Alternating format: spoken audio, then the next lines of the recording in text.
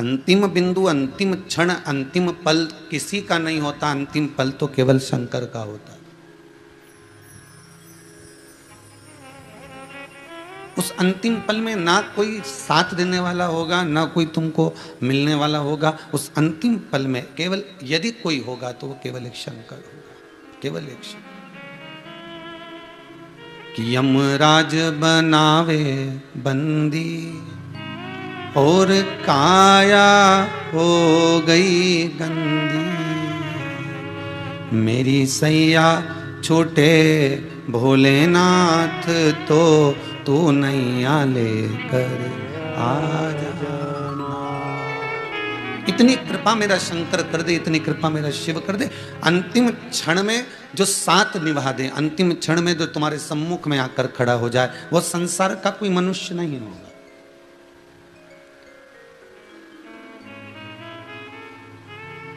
ये तो सब कुटुंब, कबीला, परिवार, नाते, रिश्ते, ये सारे तो सारे यहीं तक रुक जाएंगे। ये जितने भी हैं हमारे अपने, ये सब केवल तुम्हारे दरवाजे तक रुकेंगे, दरवाजे से ज्यादा नहीं। शमशान तक पहुंच जाएंगे, वहां से ज्यादा नहीं।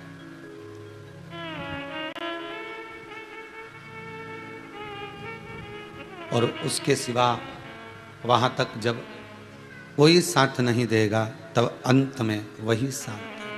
अंत समय प्रभु आना पड़ेगा, अंत समय प्रभु आना पड़ेगा, वचन दिया तो निभाना पड़ेगा, वचन दिया तो निभाना पड़ेगा।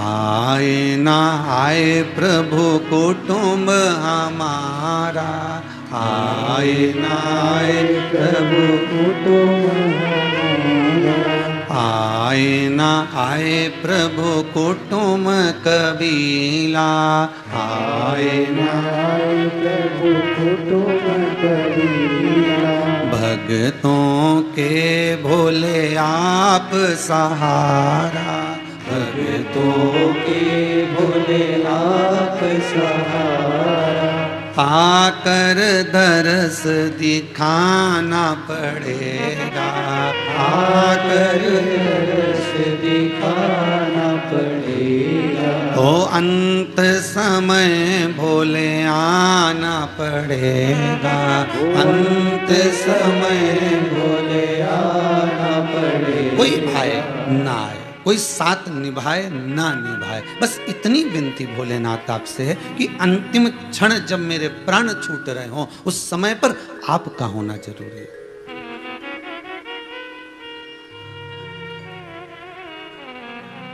आस लगाएं तो हम किससे लगाएं? परसों की शिव महापुराण में कहा था, भरोसा भगवान पर होगा तो टूटेगा नहीं, भरोसा संसार पर होगा तो टूटेगा जरूर, जरूर टूटेगा। पुत्र पर भरोसा कर कर रखा, पत्नी पर, पति पर, बहन पर, भाई पर, नातों पर, रिश्तों पर, ये तो एक ना एक दिन टूटना है। पर यदि वही भरोसा, वही विश्वास, वही दृढ़ता अगर शिव से है, वही विश्वास, तो फिर वो टूटने वाला नहीं है, फिर वो टूटेगा नहीं।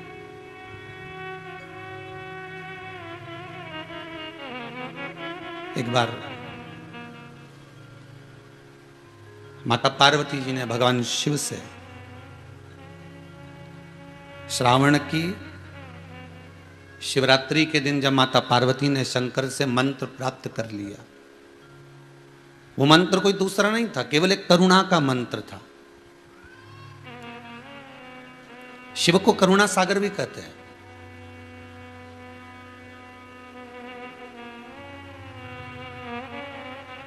और उस करुणा सागर का नाम इसलिए पड़ा क्योंकि वह नित्य प्रति करुणा करता है। कोई अनायास अगर अब क्या पहुंच भी जाए तो वो उसका साथ दे जाता है।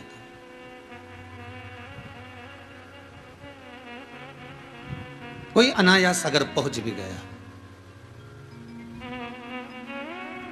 आपने शिव के दरवाजे पर जाकर केवल एक प्रणाम का भाव है आपका, केवल एक नमनता का भाव है आपका।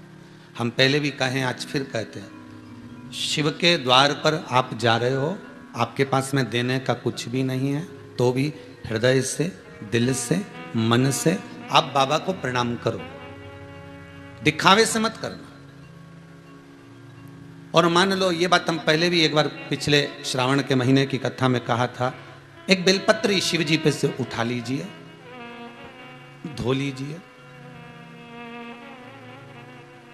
आपकी कोई कामना है, आपका कोई भाव है, आपके हृदय की कोई बात है जो बहुत दिनों से लगे हुए हो, और बाबा हो सकता है कि किसी कारणवश पूर्ण ना हो रहा हो। कई लोग कह भी देते हैं गुरुदेव, कोई कोई कहते हैं, जैसे आज कोई कह रही थी बच्ची की, मैंने शिव महापुराण में पशुपति व्रत सुना और उसको करा, उसका लाभ मुझे मिला। मेरे पति ने भी करा, उसका भी लाभ मुझे मिला। पर एक काम गुरुदेव ऐसा अटका हुआ है कि वो काम हम करना चाह रहे हैं, व्रत भी कर लिया, अनुष्ठान भी कर लिया, पर फिर भी वो व्रत के कारणवश भी वो कार्य नहीं हो रहा, तो समझना कि कोई कार्य बड़ा भारी होगा और बाबा उसको कर नहीं रहा है, या कोई काम अटक रहा है। तो हमने पहले भी कहा, ये बीच की जो पत्ती है, ये देव अधिदेव महादेव है,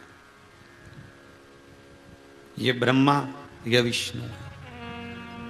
इन दोनों पत्ती के मिलन से लेकर इस पत्ती के बीच की जो डंडी है, ये नीचे की डंडी का वर्णन नहीं कर रहे हैं, इन दोनों पत्तियों के बीच में जो डंडी है बची हुई, जो तीनों के बीच में एक डंडी का जो भाव है, ये माता जगतजननी जगदम्बा माता पार्वती है।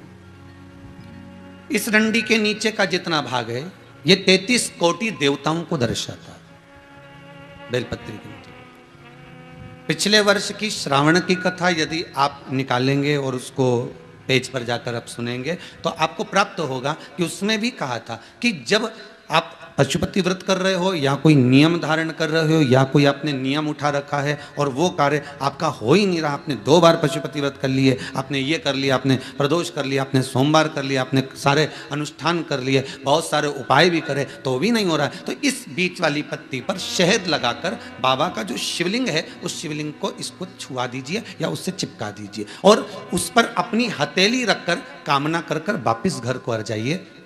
बाबा आपकी वो मुराद शीघ्र 3 महीने के अंदर पूरा कर ही देता है। ये पक्का, मतलब हम शिव के करीब। देखिए, शंकर भगवान की तप साधना में कामदेव पर दृष्टि कब पड़ी? जब कामदेव ने तीक्ष्ण बाण छोड़ा, और वो बाण जो छोड़ा गया वो कहां लगा? भगवान के हृदय चित्त की ओर। वो बाण कहां लगा है? भगवान के हृदय की ओर, भगवान के हृदय की ओर पहुंचा। लग नहीं पाया था, भगवान के हृदय की ओर जाकर सम्मुख में खड़ा हो गया।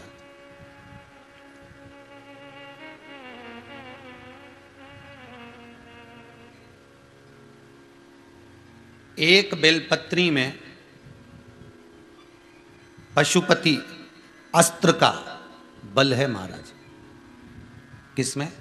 एक बेलपत्री में पशुपति अस्त्र का बल है। और आपको मालूम होगा कि पशुपति अस्त्र केवल कुछ ही के पास में थे। एक मेरे राघव जी के पास, राम जी के पास था, एक मेरे कृष्ण के पास था, एक भगवान विष्णु के पास था, एक परशुराम भगवान के पास था। स्वयं इंद्रदेव ने जब तप किया, साधना करी, और इंद्रदेव ने तप साधना करी, तो देव ऋषि नारद ने भी जाकर पूछ लिया था इंद्रदेव से, ये बताओ कि आप जो तप साधना कर रहे हो ये किस लिए कर रहे हो?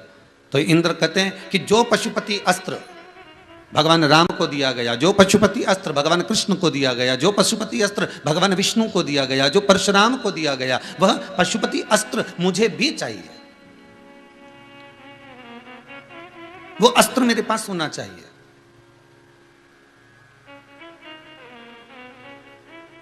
तब देवऋषि नारद ने जाकर भगवान भूतधिपति भूतेश्वर भगवान शंकर से प्रार्थना करी कि देवऋषि नारद तप कर रहे हैं, साधना कर रहे हैं, और उनको पशुपति अस्त्र चाहिए। वो अस्त्र जिसके हाथ में आ जाए तो शंकर को उसकी मुराद पूरी करना ही पड़ती है। वो अस्त्र जिसके सम्मुख में चल जाए तो शंकर को हाजिर होना ही पड़ता है। वो अस्त्र जो सम्मुख में हो तो शिव साक्षी में आना ही पड़ता है। वो अस्त्र मुझे चाहिए, वो अस्त्र मेरे सम्मुख में होना चाहिए, वो अस्त्र मुझे दे दो। मेरी तप साधना करने का फल ही वही है कि मुझे वो अस्त्र चाहिए। दुनिया के लोग अगर कुबेरेश्वर धाम आ रहे हैं, दुनिया के लोग अगर यहाँ दर्शन करने के लिए आते हैं, लॉकडाउन के बाद में अगर पहुँचते भी हैं, तो उनकी जो विचारधारणा है, उनकी जो सोच है, उनकी जो बुद्धि है, प्रत्येक कुबेरेश्वर धाम में आने वाला व्यक्ति का यह भाव होता है कि कैसे भी मैं जिस कामना को लेकर दरवाजे से प्रवेश करी हूं, इस भूमि पर मैं आकर चप्पल उतार कर अपने पांव के द्वारा इस भूमि का जो मैंने स्पर्श करा है, उस स्पर्श का मेरा भाव केवल इतना है कि जिस कामना से आई हूं, मेरी वो कामना कुबेर भंडारी शीघ्र अतिशीघ्र पूर्ण करे। ये व्यक्ति के मन का भाव होता, ये चित्त होता। और पहले भी काज फिर कहते हैं, इस भूमि का कुछ भाव ऐसा है कि जो आ गया वो 3 महीने में वापिस आता है, उसकी कामना होती ही होती है, उसको आना ही पड़ता है, वो बुला ही लेता है।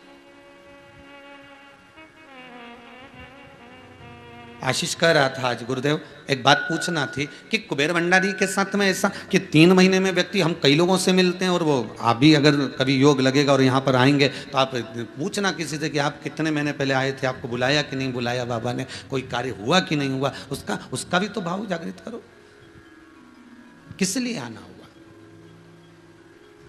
कोई मिले तो पूछना एक बार कि क्या कारण है, तुम कैसे आए हो, क्यों आए हो, उस भंडारी ने क्यों बुलाया, उसका स्पर्श। भले वो अभी स्थापित नहीं हुआ, प्राण प्रतिष्ठा नहीं हुई, पर वो है।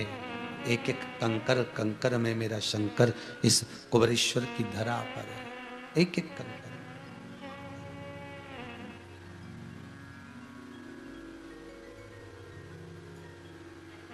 और जब इंद्र कहते हैं मुझे वो पशुपति अस्त्र चाहिए, अब वो अस्त्र कोई सहज तो है नहीं कि दाल चावल हो तो कहीं पे भी बांट दिया जाए, है? साबूदाने की खिचड़ी भी नहीं है कि स्टॉल लगाकर बांट दिया जाए। बड़ी मुश्किल है अस्त्र मिलना, और वो भी इंद्र को दे दिया जाए तो ये भी श्रेष्ठता नहीं है। दूसरे की जेब में पड़ी हुई बंदूक को देखकर, दूसरे की जेब में टंगी हुई बंदूक को देखकर घर के बेटे को यह लगता है कि मम्मी पापा से निवेदन करता है कि एक बंदूक का लाइसेंस मैं भी ले लूं और एक बंदूक मैं भी कमर में टांग लूं।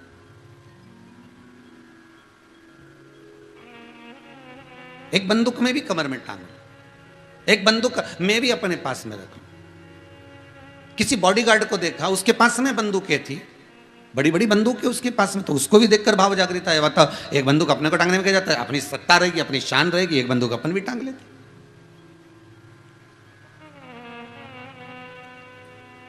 पर चतुर जो माता पिता होंगे,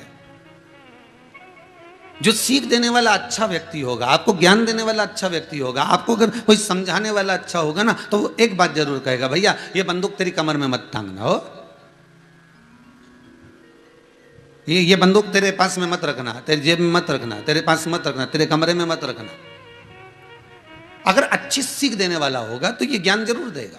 तो वो कहेगा मेरे को तो बाहर जाना पड़ता है, व्यापार के लिए, व्यवसाय के लिए, नौकरी के लिए, मेरा धंधा भी ऐसा है, सोने चांदी का काम है या इसका काम है या उसका काम है, मेरे पास कितना, अब काम तो काम ही है, इतना काम लेकर अगर मैं चलूंगा तो मुझे तो बंदूक का होना जरूरी है, तो मुझे तो रखना पड़ेगा। तो उससे कह दो कि तू मत रख, फिर एक काम कर, तेरा एक कोई गार्ड रख ले।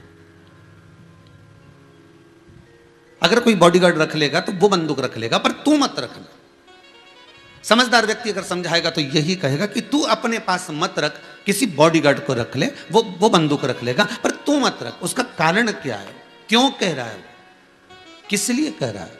क्योंकि वो समझदार व्यक्ति, वो ज्ञान देने वाला व्यक्ति ये जानता है कि इसको क्रोध बहुत आता है, और जरा सा भी क्रोध आया और इसने बस जेब में से हेड़ी और चला दी, तो दिक्कत ये है कि अकेला ये नहीं भोगेगा, भोगना पूरे परिवार को पड़ेगा, भोगना पूरा परिवार, अकेला ये नहीं भोग रहा। आपको पहले भी एक कथा में कहा था कि व्यक्ति पाप थोड़ा सा करता है पर भोगना बहुत पड़ता। गलत बोल दिए हो, भोगना बहुत पड़ेगा। गलत सुन लिए हो, भोगना बहुत पड़ेगा। गलत देख लिए हो, भोगना बहुत पड़ेगा। गलत जगह चले गए हो, भोगना बहुत पड़ेगा। उसी तरह जैसे क्रोध आने पर व्यक्ति 2 मिनट भी नहीं लगते और बंदूक उठाकर मार देता है, चाकू घोंप देता है, तलवार से मार देता है।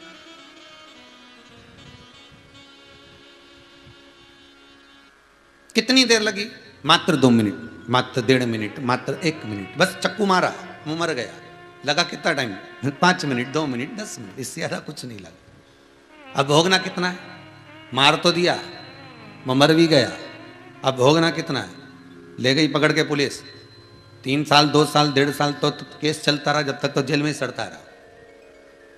1.5-2 साल बाद के केस जज के पास पहुंचा, उसने सुना तो उसने कह दिया आजीवन कारावास या 10 साल या 15 साल या 20 साल पड़े रहो। क्रोध थोड़ी सी देर का आया, चक्कू मारने में 2 मिनट लगे, बंदूक मारने में 2 मिनट लगे, और भोगना पूरे 8 साल, 10 साल, 20 साल, 25 साल, 50 साल आजीवन पड़ा सड़ रहा। उसी तरह हम कर्म थोड़ा सा बेकार कर जाते हैं। हमने किसी को अपशब्द कर दिया, हमने किसी को ताने दे दिया, हमने किसी को गाली दे दी, हमने किसी के लिए गलत बोल दिया, हमने गलत देख लिया, हमने गलत सुन लिया, हमने किसी अन्य भाव से भीतर से कुछ कपट कर दिया, हमने किसी का धन रख लिया, हमने किसी का धन चुरा लिया। वो भाव तुम्हारा ठीक है, तुमने कर लिया, थोड़ा सा, थोड़ा तुम मन का धन कर लियो, पर भोगना कितना पड़ा? जो दुख हमारे पास में आ रहा है, जो तकलीफ हमारे पास आ रही है, तो उसका भी तो भाव देखो। मत बुरे कर्म कर बंदे वरना पछताएगा, भगवान की आंखों से तू बच नहीं पाएगा, तू बच नहीं पाएगा। अरे ओ अज्ञानी मत कर नादानी। ये नादानी हम कर रहे हैं, हम सोचते हैं कि हमें कोई नहीं देख रहा और हम ये कर सकते हैं, पर भोगना बहुत पड़ता है। भगवान देवऋषि नारद तो भगवान शंकर से कह दिया कि आप कृपा करिए और इंद्र को पशुपति अस्त्र दे दीजिए। पशुपति अस्त्र भगवान शिव कहते हैं कि मैं दे तो दूंगा, पर इंद्र उस लायक नहीं है कि इसको अस्त्र दे दिया जाए।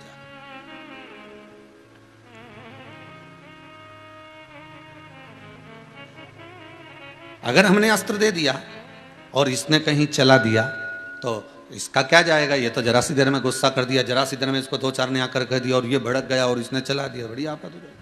तो इसको अस्त्र नहीं दे सकते।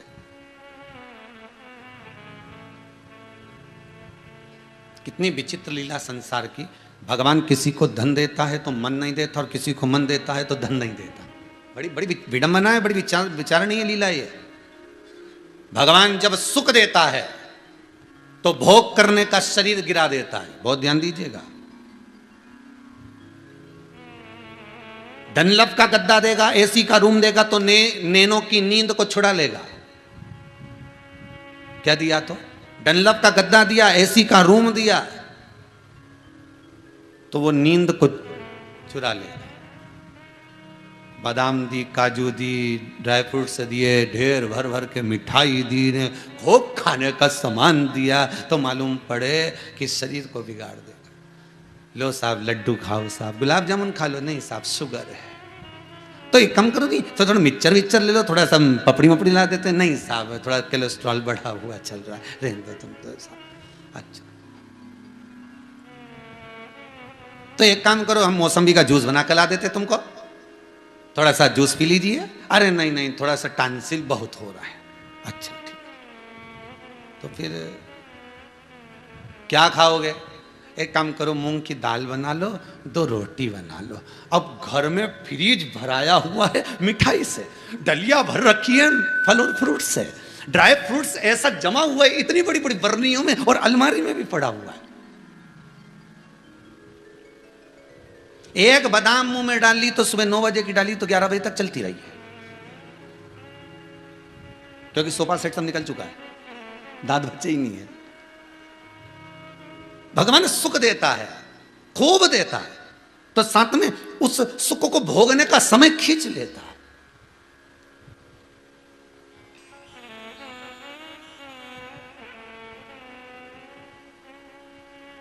छोरी ने छोरे से कहा, छोरे ने छोरी से कहा, अपना दोनों का जब शादी हो जाएगा, विवाह हो जाएगा, तो अपन घूमने के लिए चलेंगे 8-10 दिन, 15 दिन, 20 दिन। मालूम पड़े ब्याह भी हो गया, रिजर्वेशन 4 बार हो गया, टिकट भी बन गए, बीच में ये कोरोना आ गया।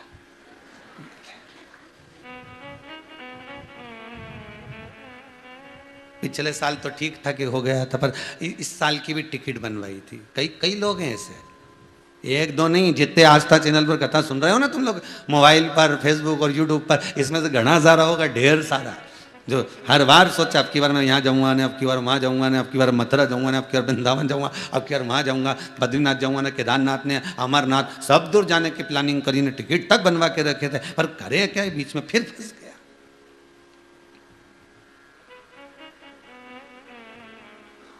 सुख दिया उसने, कोई कमी नहीं रखी सुख देने में। और आपसे बार बार कहते हैं कैसे भी रहो, बाबा को धन्यवाद देते रहो कि तू 2 रोटी तो दे रहा है, किसी भिखारी के घर में पैदा नहीं कर रहा, ये बहुत बड़ा धन्यवाद आपको। नहीं तो मालूम पड़े इंदौर के LIG चौराहे पे कटोरा लेके खड़े रहते, तो कहीं 3 बत्ती पे, कहीं 4 बत्ती पर अगर कटोरा लेके खड़े होते और घर के माता पिता में बैठे के जा मांग ला, जा जा, तो भगवान तूने बड़ी कृपा करी, हमको नहीं मालूम था कि हम इतने अच्छे घर में पैदा हो जाएंगे, हमको नहीं मालूम था कि ये पूरा डिपार्टमेंट सही साइड मिल जाएगा। एक आध आंख निपटा के भेज देता तो क्या झगड़ा करने ऊपर जाते? तूने पूरा डिपार्टमेंट जोरदार दिया साहब। एक का काम था, एक डिपार्टमेंट का काम था, पर 2 दिए। तेरी करुणा में कोई कमी नहीं है। हाथ एक भी सब काम कर जाता है, पर तूने कितने दिए? 2। पांव एक भी पूरा काम कर जाए, पर दिए कितने? 2। कान एक भी पूरा काम कर जाए, पर दिए कितने? 2। नेत्र एक भी पूरा काम कर जाए, पर दिए कितने? 2। नासिका के छिद्र एक ही पूरा काम कर जाए, पर दिए कितने? 2। बस जीवान एक दी, क्योंकि उसको भी मालूम था गजब कर जाएगी, पूरे मोहल्ले में आग लगा जाएगी, ये उसको मालूम था। इसलिए बस केवल जीवान एक दी, बाकी के कोई ही डिपार्टमेंट उसने सब दिया, कोई कमी नहीं रखी थी।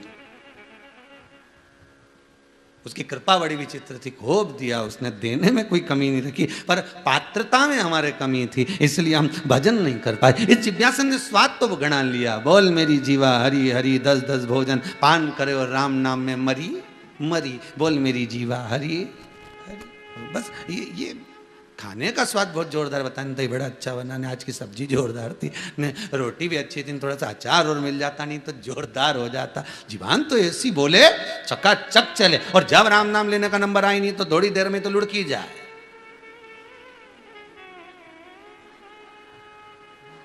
ओ गई, पड़ोसन ने जगाया, सो रही क्या? तो फिर ऐसी क्या कर रही? भगवान भाग रहा था तो बुला रही, सो नहीं रही, चित्तवृत्ति में वो समाया ही नहीं है। ये जिभ्या बड़ी विचित्र है, जपती ही नहीं है। वो तो अभी अभी लोगों को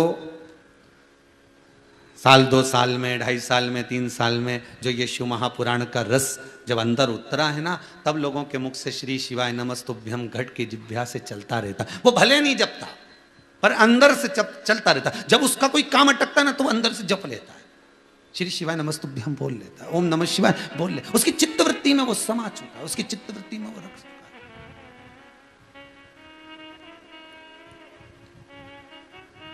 और भीतर से अगर जो निकला, हम फिर बार बार कहेंगे, मेरे शंभू को कोई दिखावा प्रिय नहीं है, कोई दिखावा।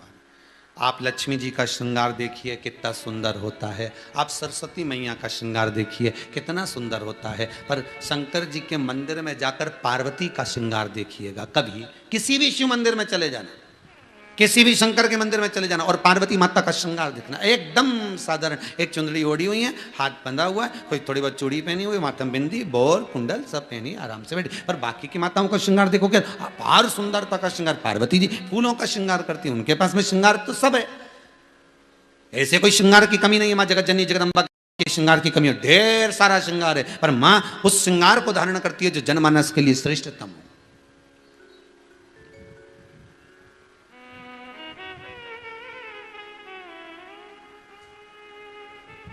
मां श्रृंगार वो करती है जो जनमानस के लिए श्रेष्ठ हो। तुम आज के नवयुवक बच्चे, नवयुवक लड़के, बेटियां, बेटे ये फटी हुई जीन्स पहन लेते हो, तो क्या तुम्हारे घर के पिताजी नहीं पहन सकते? तुम्हारे घर के दादाजी नहीं पहन सकते? अरे बोलो तो सही, 70 साल के दादाजी, 85 साल के दादाजी, क्या वो नहीं पहन सकते? वो भी पहन सकते हैं, पर उनको मालूम है कि मैं सीख क्या दूंगा, मैं प्रेरणा देने वाला हूं, और प्रेरणा देने वाला ही अगर बिगड़ जाएगा तो फिर क्या होगा? इसलिए दादा पिता मर्यादित वस्त्र को धारण करते हैं, माता मर्यादित वस्त्र को धारण करती है। वो वस्त्र धारण करेंगे जिससे में मर्यादा होगी और आपको संस्कार मिल सकेगा, वो पहनते।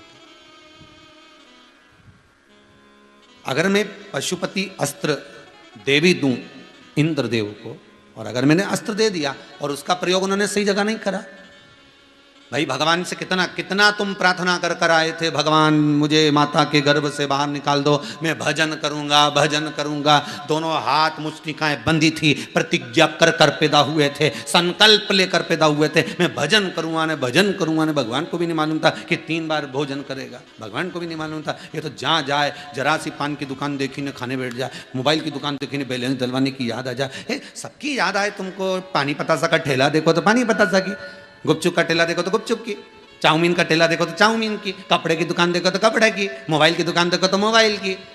सारी दुकान को देखते हो तो हर चीज की याद आती है, तो कभी कभी शमशान को देखा करो तो अंतिम समय की भी तो याद है कि अपने जाना है।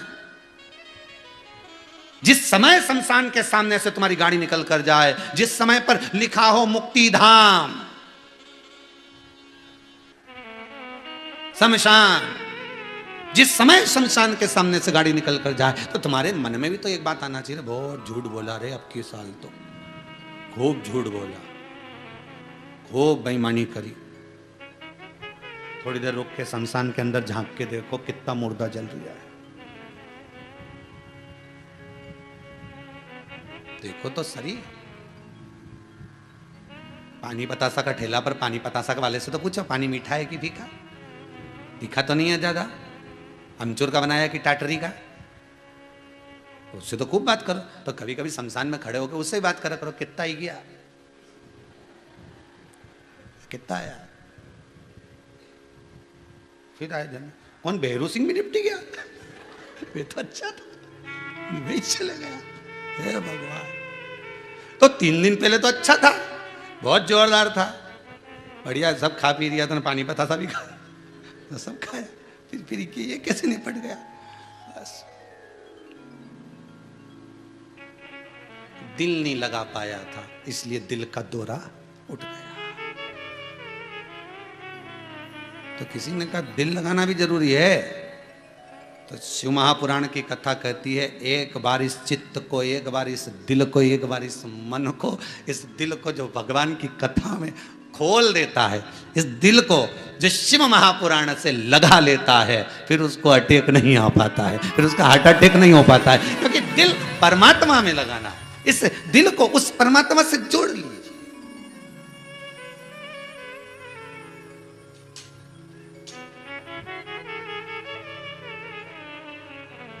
और जब ये मन, जब ये चित्त, ये दिल, ये हृदय, ये वृत्ति हमारी भगवान से जुड़ गई, शिव से जुड़ गई, फिर क्या सोचना? अगर मैं इंद्र को दे दूं वर, और इंद्र को दे दूं मैं पशुपति अस्त्र, तो ये इंद्र तो उसका प्रयोग कर लेगा, और कर लेगा प्रयोग, जगत के उद्धार के लिए प्रयोग करे तो चल जाएगा, पर ये अपने लिए करे तो वह श्रेष्ठ नहीं है।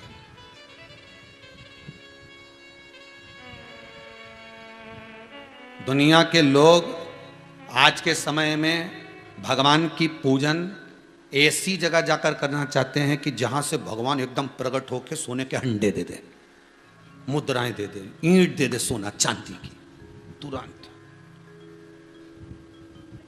तो जितने लोग कथा सुन रहे हो ना, तुम लोग जितने आस्था चैनल पर, मोबाइल पर जितने सुन रहे हो, तुम सबसे हाथ जोड़ के निवेदन है, ये सोच के यहाँ मत आना कि कहीं का अंडा मिल जाएगा, तुरंत महाराज ताली बजाएगा तो सोने की ईंट जल जाएगी।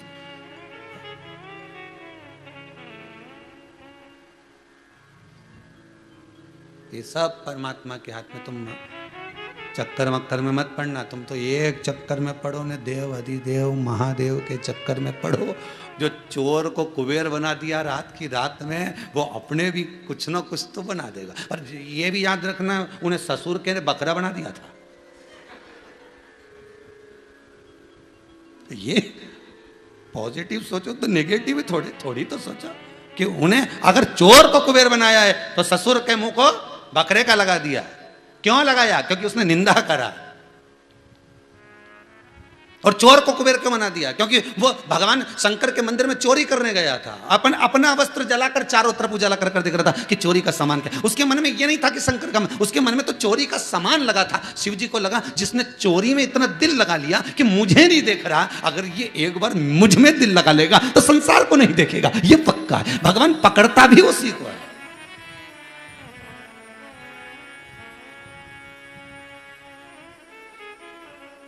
भगवान उसी को पकड़ता है जो जो दिल लगाकर बैठा है। जो चोरी में इतना दिल लगा रहा है, काम में इतना दिल लगा रहा है, परिवार में इतना दिल लगा रहा है, तो भगवान भी सोचता है इसको मुझ में लगाना चाहिए। अगर मुझ में लगाएगा तो कुछ मिल जाएगा। और उसने, दक्ष प्रजापति ने एक काम गलत करा, भगवान शिव की निंदा करी, बुराई करी, चारों तरफ हाहाकार मचा दिया। बेटी घर पर आई तो उसका सम्मान नहीं करा, बहन घर पर आई तो उसका आदर नहीं करा, खुद की पत्नी जा रही थी सम्मान करने के लिए तो रोक दिया। तू कहाँ जा रही है? तो क्या बेटी आई है तो नहीं मिलना उससे, अपने बुलाया था क्या उसको? बहन बन गई मिलने के लिए तो मना कर दिया। तुम क्यों जा रही हो उससे मिलने के लिए? सती से मिलने तुम क्यों जा रही हो? मना कर दिया ना, हमने तुम्हें बुलाया। तो बहनों को एक साइड कर दिया, माता को एक साइड कर दिया। अकेली माता सती खड़ी थी, कोई मिलने को तैयार नहीं था। माँ सती कहती है माँ तुम मिलने नहीं आ सकती। माता कहती है मेरा हृदय रोता है, मेरे आंचल का दूध बहता है तुझे गले लगाने के लिए, पर पिता सम्मुख में खड़ा है।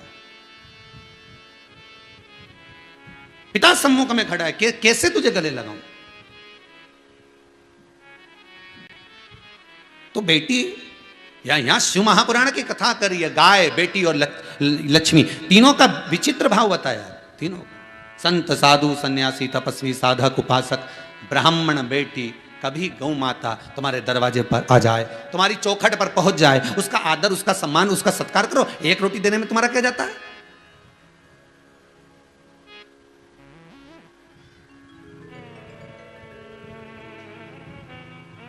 अरे गुरुजी तुम तो अपनी अपनी लगाओ, तुम तो व्यासपीठ पे बैठ जाओ तो अपनी अपनी बोलता रहो। एक रोटी देने में हमारा कहीं नहीं जाए, पर वही एक को दो नहीं तो फिर दूसरी आके खड़ी हो जाए 9 बजे, फिर तुम तो अपनी अपनी लगाओ। और मालूम पड़े हमारे यहाँ तो इतनी गाय आए ना, हर 2 घंटा में फिर गाय आ जाए, फिर गाय आ जाए, फिर रोटी दो ना, फिर रोटी दो। तो इतनी गाय काय को आ रही तेरे यहाँ? पहले आती थी क्या इतनी गाय तुम्हारे यहाँ? अभी अभी इतनी गाय क्यों बढ़ी है? इतनी गौ माता क्यों आ रही है तुम्हारे दरवाजे पर कि बार बार रोटी देना पड़ रही, बार बार आ रही है? पहले इतनी बहन बेटी आती थी क्या तुम्हारे दरवाजे पर? नहीं। इतनी बहन बेटी वापस तुम्हारे यहाँ क्यों आ रही है? इतना गुरुजन, इतना साधुजन, तपस्वी जन तुम्हारे यहाँ आता था क्या? अभी इतना क्यों आ रही है? कारण क्या है? उसका कारण क्या है?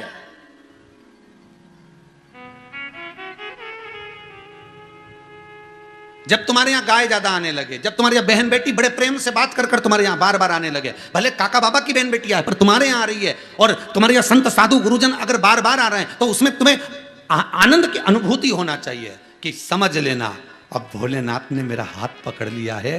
पहले एक रोटी होती थी घर में एक गाय को देने के लिए, अब भगवान अन्न बढ़ाते जा रहा है तो रोटी भी मेरे हाथ से दिलवाते जा रहा है। बहन बेटियां आ रही हैं, पहले पूछती नहीं थी, अब भगवान ना जाने क्या कृपा कर रहा है कि ये बहन बेटियां फोन लगा लगा के आ रही है। इतना सारा भाई एक ही गाँव में रहे, इतना सारा भाई एक ही इंदौर में रहे, इतना सारा भाई एक ही भोपाल में रहे, एक ही जगह पर, पर उनकी यहाँ नहीं जा रही, मेरे यहाँ आ रही है। मतलब समझ जाना शंकर ने तुम्हारा हाथ पकड़ना चालू कर दिया, तुम्हें इस लायक बना दिया कि तुम किसी को खिला सको, तुम किसी को दे सको, तुम किसी को लुटा सको। भगवान शिव ने तुमको इस लायक बना दिया। साधु, सन्यासी, ब्राह्मण, संत, साधु अगर आ रहे हैं तो विचार कर लेना कि भगवान ने तुम्हें इस लायक बना दिया कि तुम सदगुरु का, संत का, साधु का, सन्यासी का, ब्राह्मण जन का आदर कर सको। तुम्हारे ऊपर भगवान की अब धीरे धीरे कृपा होना चालू हो गई। ये विश्वास रखो आप भीतर से कि तुम्हें भगवान ने इस लायक बनाया। अब अपने को दोष नहीं देखना हो, नहीं तो तुम पत्नी का कहना में आ जाओ, पहले तो आती नहीं थी। आना नहीं हो, कह देना उसको भी, ए जगदम्बा, ए चंद्रघंटा, कुसमांडा, स्कंदा, तेरा हाथ जोड़ो, बड़ी मुश्किल से तो प्रेम बड़ा है, आ रही है आन दे, देना ही क्या है, एक साड़ी तो देना है, एक साड़ी। और बहन बेटी को साड़ी की प्रीता नहीं होती, बहन बेटी को मीठी वाणी की प्रीता होती है। एक बार फोन लगाकर बोल लो जीजी कैसी है री, आ जाना आपकी बार राखी पे हो, राखी पे अपन चलांगा सीओर, तुम्हारा आ जाना आपकी बार।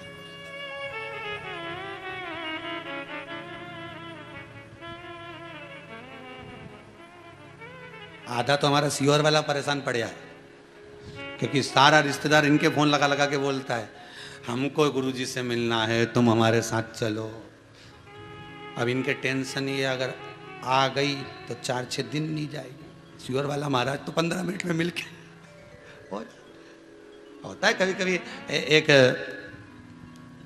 मेहमान आ गए एक व्यक्ति के यहाँ, अब इतना कंजूसड़ा व्यक्ति, इतना कंजूसड़ा, कभी किसी को 2 रोटी नहीं खिलाया, उसके घर में मेहमान आ गया।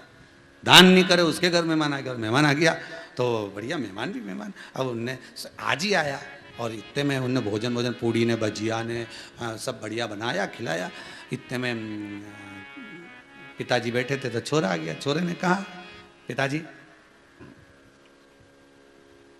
शाम को क्या बनाना है? पिताजी बोले, जरा फालतू की बात करना मत। मैं जब मेहमान के पास बैठा हूं उस समय तू आ जाना और बस ऐसे ही पूछना शाम को क्या बनाना, बस बाकी का मैं सब निपट लूंगा। हो पूछ जा। हाँ पिताजी। और जब मेहमान के पास में सोफे पे बैठा था और कंजूसड़ा व्यक्ति, मेहमान बड़े अच्छे से बढ़िया बेचारा ऐसा बैठा। अब ये छोरा आ गया, पिताजी बाबूजी बाबूजी बाबूजी। बोले हाँ बेटा बताओ शाम के क्या बनाना, अब तुम बताओ। दाल बनाऊं, सब्जी बनवाऊं, मम्मी पूछ रही है कि क्या बनाए क्या नहीं बनाए, पराठा बनाए, पूड़ी बनाए, क्या बना। इतने में पिताजी बोले, अब अभी तो भोजन किया है, मेहमानों के साथ अभी तो खाया, अभी पूछ लो वाले मेहमान से। क्यों साहब? हाँ साहब अभी तो खाया। नहीं फिर भी मम्मी पूछ रही कुछ बनाना, तो मम्मी से बोलते क्या अभी भोजन करा, क्या हमें राक्षस समझे?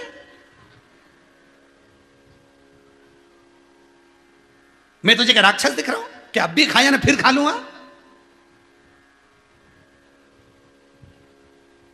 मेहमान तो पिताजी छोरे से बोले, तू पूछ ले।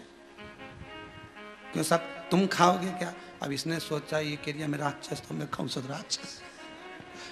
अब ये बोला, नहीं साहब हमारा भी पेट भरा है, रहने दो तुम। तो मन में भाव जो जागृत हो जाए, अगर कोई आया है अतिथि दे दो, बहन बेटी आई है दे दो, गौ माता आई है दे दो, उसका सम्मान करोगे तो समझ लेना कि आपको ऐसा लगेगा कि भगवान आपको दे रहा है, उसकी कृपा आप पर बरस रही है, उस पर आप पर करुणा हो चुकी है, उस आपको इस लायक बना दिया गया है कि आप दे सकते हो, इस लायक आपको बना। तेरा ही दिया मैंने खाया पिया है, तेरा शुक्रिया है, तेरा शुक्रिया। ये तेरी कृपा है जो आज मैं पा रहा हूं, आज मैं बैठा हूं, आज मैं कर्म कर रहा हूं, ये तेरी ही कृपा है। इंद्र को अगर मैं दे दूं और वो उसका आदर ना कर पाए तो भगवान कर रहे हैं, फिर देने का लाभ क्या है, फिर देने का फल क्या है? अगर मैं दे भी दूं और उसको वो जान ना पाए।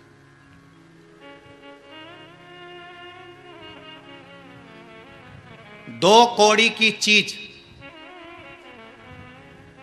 जब तक तुम्हारे पास नहीं होती तब तक तुम्हें वो करोड़ों की लगती है।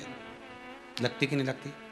ये अपने पास होना चाहिए थी, ये वाली गाड़ी होना चाहिए, ये वाला सामान होना चाहिए। 2 कौड़ी की चीज जब तक तुम्हारे पास में नहीं होती तब तक वो तुम्हें करोड़ों की लगती है, और जो करोड़ों की चीज तुम्हारे पास में आ जाती है तो वो 2 कौड़ी की लगने लगती है।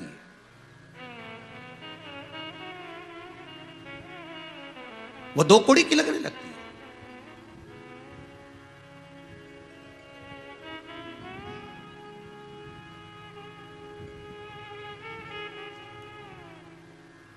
जब हम अपने मुख से व्याख्यान वर्णन करें, हम जो पाना चाहते हैं, तो हमें वो ना 2 कौड़ी की देखना है, ना हमें करोड़ों को देखना है। वो हमें तो बस केवल देव अधिदेव महादेव को देखना है कि वो जो मिल गया, उसके चरणारविंद की अगर रज मिल गई, उसके चरणों का अगर सुख मिल गया तो जीवन का आनंद हो गया। हमें किसी को बोलना भी नहीं है, ज्यादा व्याख्यान भी नहीं करना कि हाँ हमें ये है, हम वो है। नहीं ना ना ना, आप बखान करें। और कल से कुछ वो एक छोरी गार्डन में घूम रही थी, और गार्डन में घूमते घूमते छोरी छोरा दोनों घूम रहे थे, और बड़े प्रेम से कह रही थी, एक बार शादी तो हो जान दो, तुम क्यों इतना घबराते हो, अपन दोनों की शादी तो हो जान दो, मैं पूरे घर को स्वर्ग बना दूंगी, पूरे घर को स्वर्ग बना दूंगी। एक व्यक्ति इनको घूर घूर के देख लिया था। गजब कॉन्फिडेंस, गजब। ये पूरे घर को स्वर्ग बनाएगी और घर के लोगों को स्वर्गवासी। स्वर्ग, एक बार शादी तो हो जाने दो, मैं स्वर्ग बना दूंगी। तू स्वर्ग बनाएगी वो ठीक है, पर कहने से कुछ नहीं होगा। कहते कहते तो जिंदगी निकल गई। हम सुधरेंगे, युग सुधरेगा, हम बदलेंगे, युग बदलेगा। कब बदलोगे? तारीख, तिथि, दिन, पल, घड़ी निश्चित तो करो। चिल्ला चिल्ला कर तो जिंदगी निकल गई कि हम सुधरेंगे, हम सुधरेंगे, हम सुधरेंगे, हम सुधरेंगे। सिधर गए, सुधरे नहीं है। सुधरोगे कब? फिर कहा अभी तो बच्चा है, बड़ा हो गया, शादी हो गई, अब घर का टेंशन ज्यादा है, कब सुधरेगा? और बड़ा हो गया, बच्चों का बाप बन गया, अब सुधरेगा धीरे। हाथ में आ गया डंडा, तब सोचे सुधर जाए।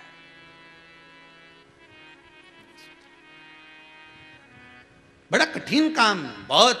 हम दुनिया भर से कहें सुधर जाओ तो ना, अपने आप को सुधारना पड़ेगा। शिव महापुराण की कथा कहती है संसार को सुधारने से पहले अपने आप को सुधारिए। पहले भी कथा में कहा था 5 कार सुधर जाएं तो राष्ट्र को सुधरने में देरी नहीं लगेगी। पहले नंबर का कलाकार खुद सुधरे, अच्छी अच्छी फिल्मों का निर्माण करे, अच्छे अच्छे चरित्र बनाए, तो बच्चियां भी अच्छे अच्छे कपड़े पहनना चालू कर देंगी, राष्ट्र सुधर जाएगा। दूसरे नंबर पर पत्रकार अच्छी अच्छी बातें छापें, लिखें, राष्ट्र को सुधारने में देरी नहीं लगेगी। तीसरे नंबर पर नीतिकार, राष्ट्र के राजनेता सुधर जाएं, जितना मंच पर खड़े होकर बोलते हैं उतना खुद पर अमल कर कर दिखाएं, तो राष्ट्र को सुधरने में देरी नहीं लगेगी। चौथे नंबर पर कथाकार, जितनी बात कहनी उतनी खुद पे भी अमल करे ना, तो राष्ट्र को सुधरने में देरी नहीं लगे। पर जितने बड़े बड़े प्रवचन दे, जितनी बात के, उतनी खुद पे भी तो अमल करो रे। तुम तो कह दिया बड़े बड़े बढ़िया बेड उठा के जोरदार लाखों रुपए का तो मंच बना लिया, यहां से वहां तक, न बॉडीगार्ड सब लगा के रखा, फिर के मंच से बड़े। खुद भी तो सुधरो, हम सुधरेंगे, युग सुधरेगा। शिव महापुराण की कथा कहती है अपने आप को संवारा है मेरे शंकर ने, अपने आप को संवारा है मेरी पार्वती ने। हिमालय राज के घर में जन्मी थी, राजसी ठाठ था, हजारों नौकर दासियां जिसके चरण दबाया करती थी, सोने और चांदी की थाली में जो भोजन करा करती थी, उसने स्वयं को संवारा है शिव जी के धाम में रहने के लिए।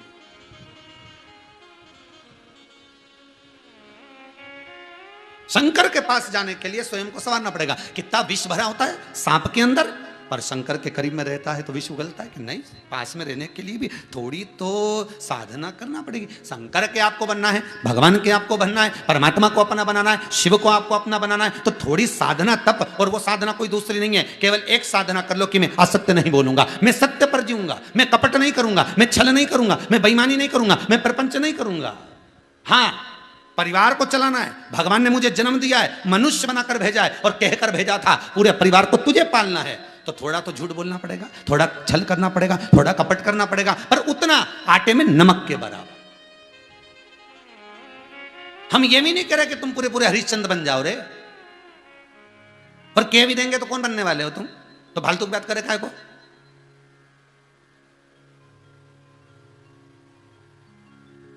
फिर बात थोड़ी देर के लिए पत्नी पति से कहते स्टैचू,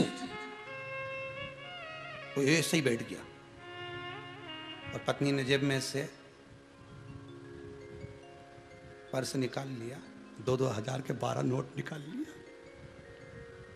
अब आंखें फाड़ फाड़ के देखा, हिल तो सकता नहीं। तो ईमानदारी से बोले स्टैचू हो गया तो ये झगड़ेगा नहीं, झगड़ेगा नहीं, अभी रुक तो जा, एक बार वो नॉर्मल तो होने दे। जैसे ही नॉर्मल हुआ तो ई के स्टैचू कर दिया। अब ये बेटी फ्रिज के पास में आंसू डाल, अब कैसे सो?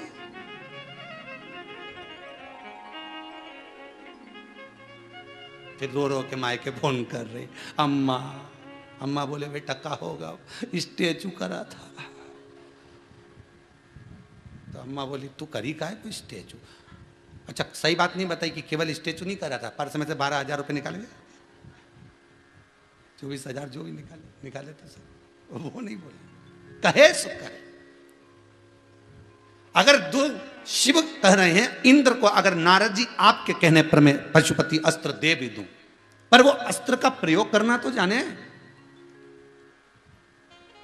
वो अस्त्र का प्रयोग करना भी तो जाने। देने को तो भगवान बहुत दे दे तुमको, और भगवान से निवेदन है, आपसे भी निवेदन है, मेरा भोलेनाथ जब भी देना धीरे धीरे देना, एक साथ मत दे देना। एक साथ अगर दे दिया संभाल नहीं पाएगा। चढ़ो कुबेरेश्वर महादेव पर अगर कभी आप आओ और यहां आकर अगर विनती भी करो, और या उज्जैनी जाओ, ओमकारेश्वर जाओ, विश्वनाथ को जाओ, तो वहां पर भी विनती करना, तो इतना कहना कि एक एक सीढ़ी को आराम से चढ़ाना। प्रभु एकदम अगर हम 4-5 सीढ़ी चढ़ गए, ऊपर से कहीं नीचे गिर गए तो श्रेष्ठ नहीं है प्रभु, धीरे धीरे चढ़ो।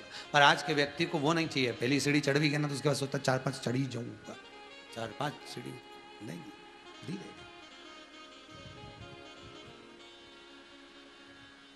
तेरे डमरू की धुन सुन के मैं काशी नगरी आई हूँ, तेरे डमरू की धुन सुन के मैं काशी नगरी आई हूँ, तेरे डमरू की धुन सुन के मैं काशी नगरी आई हूँ, तेरे डमरू की धुन। सब गाइए जितने आस्था के सामने बैठे हो। काशी नगरी आई हूँ, मैं काशी नगरी आई हूँ, मैं काशी नगरी आई हूँ, मैं काशी नगरी आई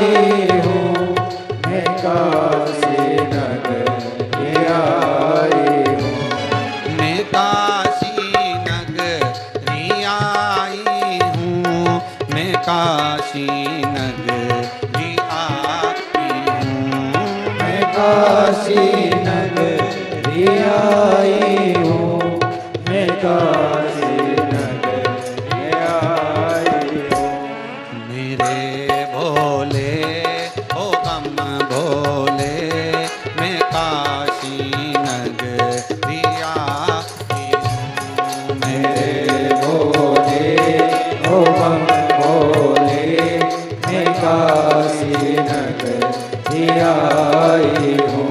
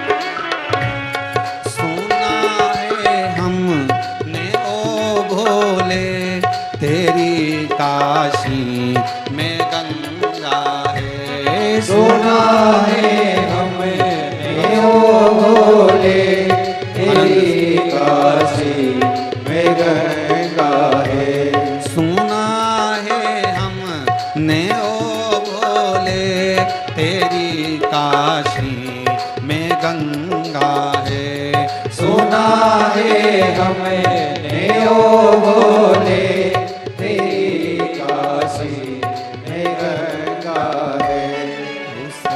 गंगा को नाने को मैं काशी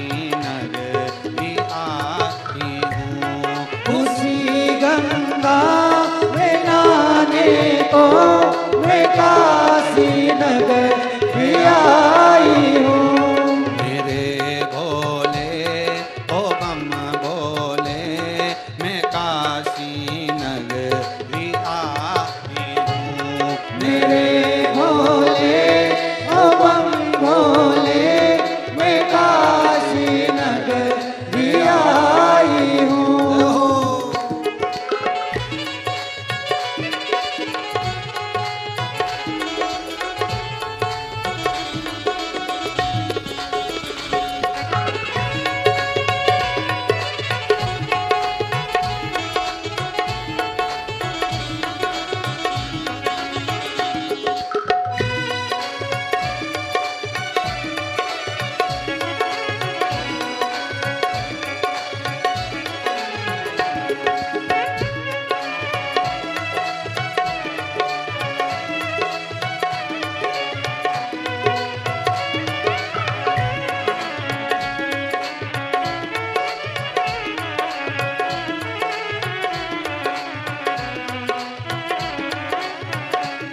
सुना है हमने ओ भोले तेरी काशी में मुक्ति है।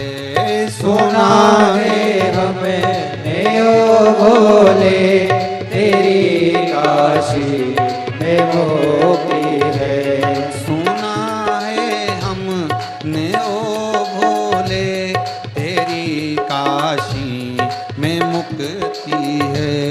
सुना है हमने ओ भोले तेरी काशी में मुक्ति है। उसकी मुक्ति को पाने को मैं काशी नगरी आई हूँ। उसी मुक्ति को पाने को मैं काशी नगरी आई हूँ। मेरे भोले ओ बम भोले मैं काशी नगरी आई हूँ। मेरे भोले ओ बम भोले मैं काशी नगरी आई हूँ। मैं काशी नगरी आई हूँ। मैं काशी नगरी आई हूँ। मैं काशी नगरी आई हूँ। मैं काशी नगरी आई हूँ। मेरे भोले ओ बम भोले मैं काशी जय हो। नगरी आई हूँ। मेरे भोले ओ बम भोले मैं काशी नगरी आई हूँ।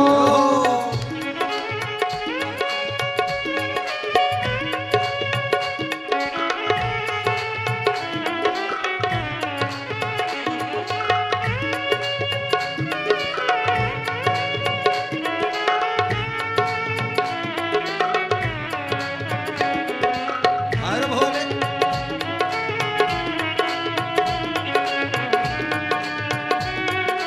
हरि बोल।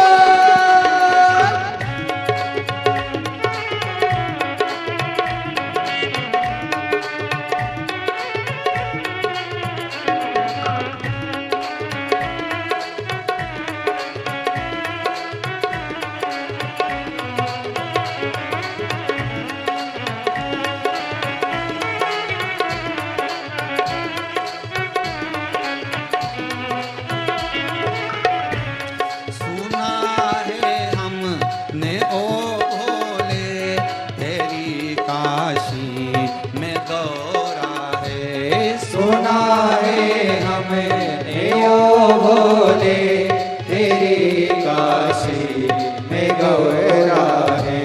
सुना है हमने ओ भोले तेरी काशी में गौरा है। सुना है हमने ओ भोले तेरी काशी में गौरा है। उसी गौरा को पाने को मैं काशी जय हो। भी आई हूँ। उस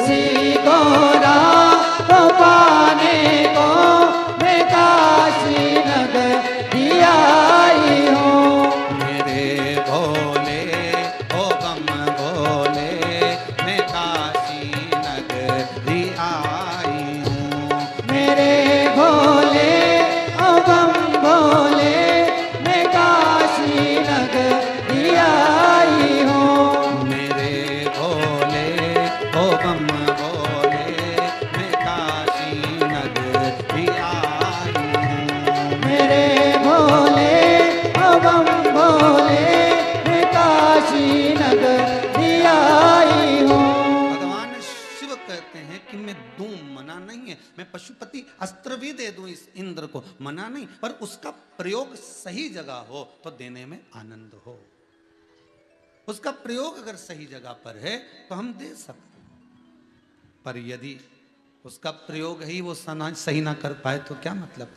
धन भगवान दे तुमको। आप कुबेरेश्वर महादेव की इस धरा से शिव महापुराण की कथा ऑनलाइन गर्ग परिवार द्वारा श्रवण कर रहे हो। बाबा विश्वनाथ आपकी झोलियां खुशियों से भरे, मना नहीं, खूब धन दे, खूब वैभव दे, खूब सत्ता दे, पर उस धन को आप सही जगह पर लगा, ये बाबा से प्रार्थना।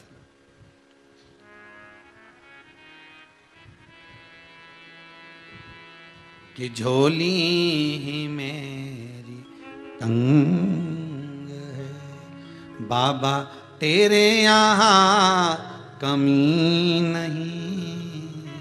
ये उसकी कृपा है कि वो दे और खूब दे, पर आपकी झोली में अगर वो कुछ डाल दे तो उसका सदुपयोग कर।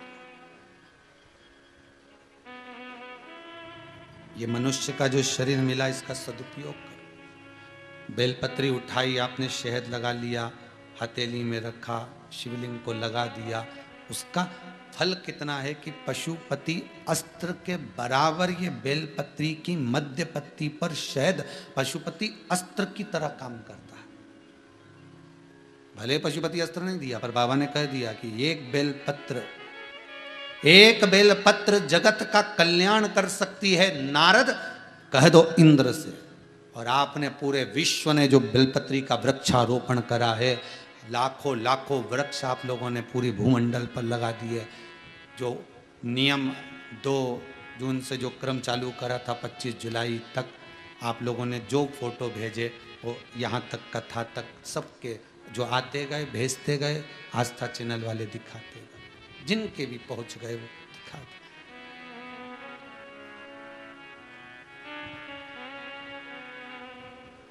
25 जुलाई तक जो क्रम चल रहा था, आपने जो वृक्षारोपण महोत्सव में साथ दिया है, आपको बहुत बहुत धन्यवाद है। हम सब जगह जाकर तो आपको नमन नहीं कर सकते, पर इस व्यासपीठ से जिनने वृक्षारोपण महोत्सव में, अभी आज 22 हो गई होगी, 23, 24, 25 तक चलना था, 2-3 दिन और बचे। अब आगामी कथा में तो अब वो फोटो नहीं दिखा सकेंगे, पर इस कथा तक वृक्षारोपण महोत्सव का अब जिन ने फोटो भेज दिए थे वो बहुत बहुत साधुवाद के पात्र। आप सब ने इस वृक्षारोपण महोत्सव में जो लाभ लिया, आगे बढ़कर वृक्ष लगाए, आपके पावन चरणों को नमन करता हूं, क्योंकि लिंग महापुराण में लिखा है, एक बेलपत्री का वृक्ष लगाने वाला संसार का मनुष्य, लिंग पुराण कहती है, वो मानव कब तक है, जब तक वो संसार के कार्य में लगा हुआ है। जिस समय में वो एक बेलपत्री के वृक्ष का रोपण करता है, उसमें पानी देता है, सींचन कर कर उसको बड़ा कर लेता है, शिव महापुराण और लिंग पुराण कहती है, उसमें स्वयं देव आदिदेव महादेव 33 कोटि देवता के रूप में विराजमान होकर वृक्षारोपण करा लेते हैं। आप सबको जिन ने बेलपत्री का वृक्ष लगाया, उनके पावन चरणों को मैं नमन करता हूं, क्योंकि आपने जिस समय बेलपत्री का वृक्ष लगाया उस समय आपके हृदय में शिव था, जगदम्बा थी, माँ अम्बे, माँ भगवान गणेश, कार्तिकेय, षडानंद, सब उस समय पर आपके हृदय में विराजमान थे और शिव महापुराण आपके हृदय में बैठी थी। इसलिए आपने ये वृक्षारोपण महोत्सव में साथ दिया, वृक्ष लगाया। बाबा देव आदिदेव महादेव जैसे जैसे वो वृक्ष बढ़े, वैसे वैसे आपके घर में कुबेर का भंडार भरे और आप सुखी रहें, सर्व आनंद आपके जीवन में, और भगवान शिव की भक्ति में रमे रहो, भक्ति में। हाँ, इसके बाद जो कथा श्रावण के महीने में चालू होगी, 24 तारीख को गुरु पूर्णिमा उत्सव हो जाएगा। जो यहाँ उत्सव होगा उसका विशेष प्रसारण 7 बजे आपको आस्था चैनल पर दर्शन हो जाएगा। और इसके बाद में कथा 27 तारीख से, श्रावण का महीना 25 से लग जाएगा, पर कथा जो है वो 27 तारीख से चालू होगी, दोपहर 2 बजे से 5 बजे तक। उस कथा का सबसे बड़ा क्रम रहेगा गंगा शिव महापुराण। जैसे ये गुरु शिव महापुराण है, वैसे वो गंगा शिव महापुराण। गंगा के जल में कीड़ा क्यों नहीं पड़ता, गंगा को झाड़ी में क्यों रखा जाता है, गंगा का पानी सूखता क्यों नहीं है, गंगा जली भरकर लाए, घर में अगर सूख गई तो उसका दोष क्या है, गंगा जली कितने दिन तक घर के अंदर रखना चाहिए और कब उसका उद्यापन कर देना चाहिए। कोई मर गया, उसके बाद जो गंगा जल भर कर लाए हो, मृत्यु के बाद में कहीं अस्थियां छोड़ने गए थे, गंगा जल लाए, उसका क्या भाव है। कोई घूमने गया, दर्शन करने गया, बद्रीनाथ केदारनाथ, वहां से गंगा जी लेकर आ गया, तो उसका क्या भाव। कितने दिन तक गंगा हमारे किस स्थान पर रखी होना चाहिए, ये सारा क्रम। कौन सी तिथि एक ऐसी होती है जिस दिन गंगा का जल शिव पर चढ़ाया जाता है तो मात्र 12 दिन के अंदर मनोकामना पूर्ण हो जाती है। वो सारा क्रम गंगा अवतरण में, गंगा की इस शिव महापुराण में श्रवण करेगा, प्रयास रहेगा। श्रावण का महीना है, रहेगा, बड़े भाव से सुनिए। गुरु शिव महापुराण की कथा जो जीवन का सुख दे रही है, आनंद दे रही है, एक लक्ष्य को निश्चित कर रही है। बेलपत्री का एक पत्ता शिव कह रहे हैं कि कह दो इंद्र से कि एक पत्र भी अगर वो बेलपत्री का अपने हृदय चित्त से अगर कुछ कहकर समर्पित कर देता है तो वो पशुपति अस्त्र के बराबर। गुरु के मुख से निकली हुई वाणी, गुरु के द्वारा दिया गया मंत्र, गुरु का द्वारा किया गया अनुमोदन, स्मरण, वो भी पशुपति अस्त्र के बराबर होता है। इस व्यासपीठ से कोई उपाय अगर आपको बताया जाता है, कोई प्रयोग आप करते हैं, सियोर वाले महाराज पर विश्वास मत करना, मिश्रा जी पर बिल्कुल भी विश्वास करना, शंभू पर विश्वास, पंडित प्रदीप मिश्रा पर नहीं, सियोर वाला महाराज पर नहीं, विश्वास उस शंकर पर करना जिसकी कथा में हमने सुना है, जिसकी शिव महापुराण में सुना है। अगर मैं ये करूंगी तो उसका मुझे ये लाभ मिलेगा, और विश्वास उस पर रखकर करना कि शंभू तेरे भरोसे पर कर रहे हैं, तेरे पर विश्वास है मुझे, क्योंकि अंतिम समय में आए ना आए प्रभु कुटुम कबीरा, अंत समय प्रभु आना। आखिरी के समय में ना परिवार आएगा, ना कुटुंब आएगा, ना यह सियोर वाला महाराज आएगा, ना रिश्तेदार ना नातेदार आएंगे। अंतिम समय में जब प्राण छूट रहे होगे, जो शिव महापुराण की कथा तुमने दिल से सुनी है, बस तुम्हारे प्राण छूटते समय अगर यमराज बंदी बनाने भी आ गया, शिव पुराण नस नस में अगर भरी होगी तो यम भी नहीं आने वाला। मेरा शंकर नंदी लेकर खड़ा होगा, सिर पर जटा बंदी होगी, आधा चंद्रमा होगा, मुस्कुरा रहा होगा, डमरू बजा रहा होगा, त्रिशूल घुमा रहा होगा, और नंदी पे से कूद कर तेरे पास गोदी में उठाने आ रहा होगा। वो क्षण याद कर, वो क्षण याद करिए। जिंदगी में जब दुख आए, जिंदगी में जब तकलीफ आए, जिंदगी में जब कष्ट आए, जब रोग बीमारी कष्ट कुछ भी आ जाए, कुछ भी आए, उस समय पर, जिस समय तुम्हारा दिल रो रहा हो, तुम्हारा मन आज दुखी हो, उस समय उस शंकर को याद करना, वो शिव आ रहा होगा, उसका मुझे इंतजार, उसकी प्रतीक्षा मुझे, वो आएगा।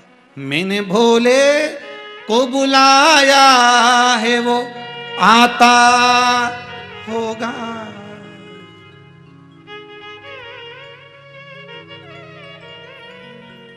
वो आएगा, वो आता होगा। आए जिस समय आपका चित्तवृत्ति दुखी हो जाए, कोई व्यापार में घाटा लग गया, मरने का प्लान नहीं रखना हो। मरे तुम्हारे दुश्मन, अपन काय मरे, मरने का प्लान नहीं करना। घाटा लग गया, लग जाने दो, दुख आ गया, आ जाने दो, देखा जाएगा। समस्या अगर विकट है तो मेरा शंभू भी तो निकट है, उसका अंदाजा कर कर रखना। अगर विकट है समस्या हो और शंकर तुम्हारे निकट में है, क्योंकि शिव महापुराण की कथा तुम दिल से सुनते हो। मुझे बड़ा बड़ा बड़ा अच्छा लगता है जब आप लोग आस्था चैनल पर, मोबाइल पर बार बार चैनल को सब्सक्राइब कर रहे हो, देख रहे हो, निकाल रहे हो, पुराण सुन रहे हो। ये जो तुम्हारी शिव से लगन लगी हुई है ना, भगवान ऐसी लगन लगा कर रखे तुम्हें किसी की नजर ना लगे, है? किसी की नजर ना लगे हो। पैर की धूल बमूल का काटा, राई नोन मिर्च और आटा उतार लियो। कि भगवान मैंने जो शिव से भक्ति लगाई, शंकर की कथा में इतना दिल लगे, इतना मन लगे कि रह नहीं पाऊं एक मिनट भी। बस रिमोट उठाया और याद आए कथा की। रात को सो तो मोबाइल पे पहले सर्च करूं, देखूं जरा महाराज कहीं बोल रही है, देखो नींद नहीं आए, पत्नी के नहीं आ रही, नींद नहीं आ रही। शंकर जी की 5 लड़कियों का नाम लो, जरा उठ के बैठो तो पलंग पे और पानी भर लो गिलास में, लो जरा हाथ में लो, जया, विषहरा, सामरीवारी, दो तली, देव, पी जाओ। पति के इससे क्या होगा, अभी सो जाओ, अभी देर नहीं लगेगी, सो। सास ने देख लिया ये छोरे को क्या पिला रही है, टोना कर रही है। तो बहू बोली तुम भी बैठो, लो हाथ में लो, जया। कौन है ये, एक का नाम लिवा रही। शंकर जी की 5 बेटियां हैं, जया, विषहरा, सामलीवारी, दो तली, देव, सो जा। दुकरिया सुबह उठकर बोली आज तुम्हारे कहीं नींद आई दुल्हन, ऐसी नींद इतनी जोरदार आई थी इंदौर वाली, थारा कहीं क्यों। तो इंदौर वाली बोले कहीं क्यों, कहीं जया, विषहरा, सामरीवारी, दो तली, देव, ये शंकर की 5 बेटियां हैं। ये निंद्रा देवी को खींच कर लाती हैं और नैनों में बिठाकर आनंद की निंद्रा प्रदान कर देती हैं। शिव का एक एक गण, शंकर का एक एक तत्व सुख देता है। यहाँ सियोर वाला महाराज कुछ नहीं करेगा, यहाँ शंकर जो करेगा वो शिव जो करे। अंतिम बिंदु है तो भी बुला लेना, क्षण तकलीफ में दुख में हो तो भी बुला लेना। समस्या विकट है पर शंभु निकट है, वो पास में होगा तो फिर दुख नहीं होगा। घर से निकलो तो श्री शिवाय नमस्तुभ्यम कहकर निकलो। ऑफिस जाओ श्री शिवाय नमस्तुभ्यम कहकर निकलो। व्यापार के लिए जाओ श्री शिवाय नमस्तु, और धीरे नहीं बोलना। चोटते हैं क्या अपन जो अंदर अंदर गुटुर गुटुर कर जाए। अपन तो जाते जाते जब टाटा बाय करो नहीं, जैसे ही कमरे से चप्पल जूता पहन के बस निकल ही रहे थे, हवाई लगा देना, कहाँ है, निकल के कमला तुरंत बाहर। जा रहे हो क्या, हाँ चलो एक बार बोलो, सियोर वाला महाराज बोला था वही शिव महापुराण का मूल मंत्र। जाते जाते सबके मुंह से किलवा कर जाना श्री शिवाय नमस्तुभ्यम, और जो गया फिर दिन भर शंकर तेरे आसपास घूमता रहा। वो कहते हैं ना कौन सा क्रीम टीवी में दिखाया था राधा कि ऐसा क्रीम लगा लो तो सूरज की रोशनी में काले नहीं पड़ो,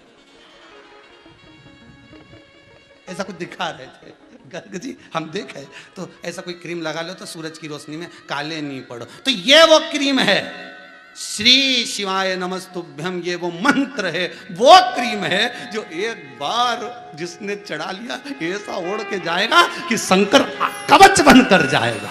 शिव कवच है, चारों तरफ से घेरा हुआ है, रत्ती भर साहब भी मिलेगा नहीं तो वो मुस्कुरा के बात करेगा। तो आज समझ में नहीं आ रही है ये डोकरा क्यों मुस्कुरा रही है, समझ में तो मुस्कुरा के बात कर। आज जितने मिलेंगे वो दिल से मिलेंगे, क्योंकि अभी तक अपन ने जो करा वो गया, पर अब एक चीज मुख पर हो, जाते आते गाड़ी में पांव रखते, स्कूटर चालू करते, किक मारते, बस एक बार मुख से घर से जब निकलो तो बोल कर निकलो, सबको बुलवा कर निकलो श्री शिवाय नमस्तुभ्यम।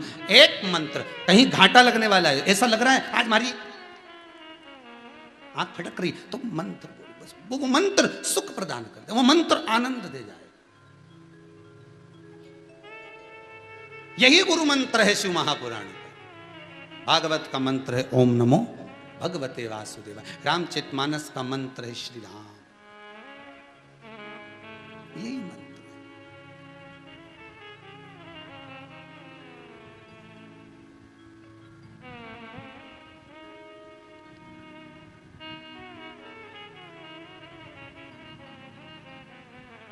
आजकल तो मंत्र की भी चॉइस होती है। गुरुजी ने एक चेले को मंत्र दिया तो चेला बोला हमको ये वाला नहीं चाहिए, तो और कौन सा चाहिए, हम तो राम जी के मानते थे तो मैं राम जी का दूं। तो गुरुजी बोले कान में बोल दिया, राम जी का मंत्र दे दिया। इतना सा मंत्र, बस राम। गुरुजी भी माथा खुजा रहे, कहां का चेला आया, राम, केवल राम।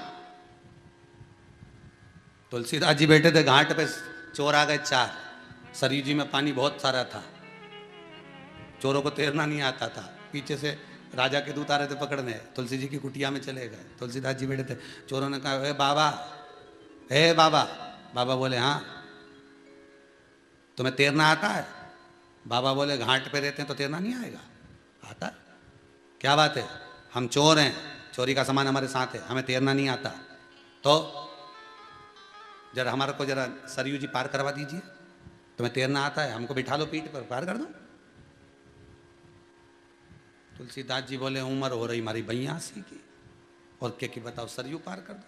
मैं एक पत्र लिख कर दे देता हूँ, उस पत्र को आगे आगे हाथ में रख लेना, जो सबसे आगे रहे, एक दूसरे का हाथ पैर पकड़ लेना, निकल जाओगे, ना हाथ हिलाना पड़ेगा ना पाँव हिलाना पड़ेगा, और सीधे सरयू से पार।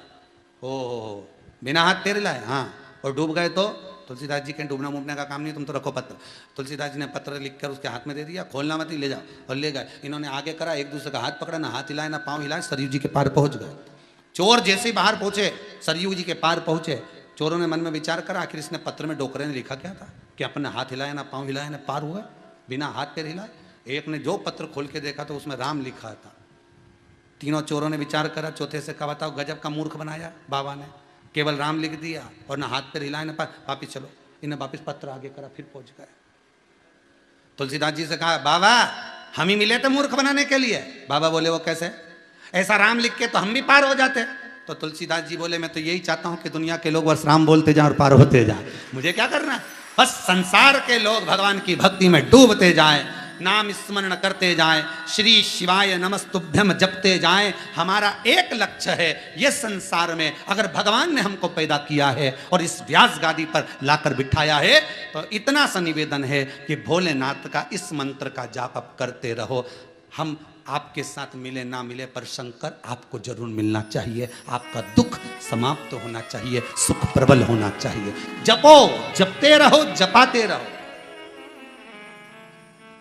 अगरबत्ती नहीं लगाए कोई बात नहीं, दिया नहीं जलाया घर में कोई बात नहीं, प्रणाम नहीं करा भगवान को कोई बात नहीं, पर मंत्र जरूर जपो। आपको देखकर 4 को और प्रेरणा मिलेगी। फिर घर के बच्चे भी जाएंगे ना तो यही कह के जाएंगे, मम्मी मैं स्कूल जा रहा हूं, श्री शिवाय नमस्तुभ्यम बोल कर जाएंगे। किटी पार्टी में जाओ, 4 माता 6 माता 12 माता मिले, भले तुम किटी पार्टी में अपने आप को बहुत ओवर बना, भले कितना फैशन करके जाओ, पर एक बार जितने किटी में बैठी हो सारी किटी की महिलाओं को कह दो आज सब मिलकर बोलेंगे श्री शिवाय नमस्ते। किसी को बुरा लगे तो लग जाए, तुम्हारा क्या जाए, अगली किटी हमारे यहाँ मत करना, मत समोसा खाना, इससे ज्यादा क्या। पर श्री शिवाय नमस्ते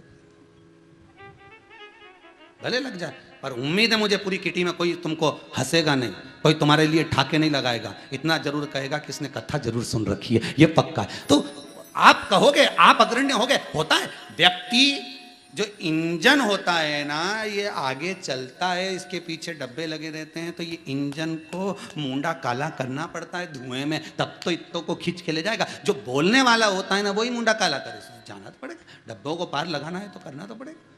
भजन चित्त स्मरण करे। माता पार्वती ने शंकर भगवान को देखा, शिव जी भगवान शंकर को देखकर, वही श्रावण की शिवरात्रि के दिन माता पार्वती को गुरु मंत्र प्राप्त हुआ था शिव के द्वारा, और वो मंत्र कोई दूसरा नहीं, करुणा का मंत्र था, प्रेम का मंत्र था, स्नेह का मंत्र था। और दूसरा मंत्र माता पार्वती को प्राप्त हुआ था तुमरुका जी से। तुमरुका जी ने जो मंत्र दिया, पार्वती को पहले शिवलिंग का निर्माण करना नहीं आता था। भगवान शंकर के शिवलिंग का निर्माण कैसे करते हैं ये पार्वती नहीं जानती थी। भगवान शंकर की पूजन कैसे करते हैं ये पार्वती नहीं जानती थी। संसार के कई लोग हैं, इस मृत्यु लोक के कई लोग हैं जो शंकर जी के मंदिर भी जाते थे, लोटा भर के पानी भी चढ़ाते थे, धतूरा भी चढ़ाते थे, बेलपत्री भी चढ़ाते थे, शमी पत्र भी चढ़ाते थे, पर उनको ये नहीं मालूम था कि शमी पत्र का मतलब क्या है, उनको ये नहीं मालूम था आंख के फूल का मतलब क्या है, उनको ये नहीं मालूम था कि बेलपत्री का मतलब क्या है, उनको ये नहीं मालूम था कि पानी चढ़ाने का लाभ क्या है। एक एक शंकर भगवान की जलाधारी देखते थे, समझते थे कि ऐसी बनती होगी, पर उसमें पार्वती का स्थान कौन सा है, उसमें अशोक सुंदरी का स्थान कौन सा है, उसमें कार्तिकेय का स्थान कौन सा है, उसमें गणेश जी का स्थान कौन सा है। आप कथा सुन सुनकर इतने राजी हो गए कि अब आप दूसरे को बता सकते हो कि ये शंकर जी का ये स्थान है, ये पार्वती का स्थान है, ये गणेश जी का स्थान है। आपके भीतर शिव महापुराण इतनी संजो दी गई।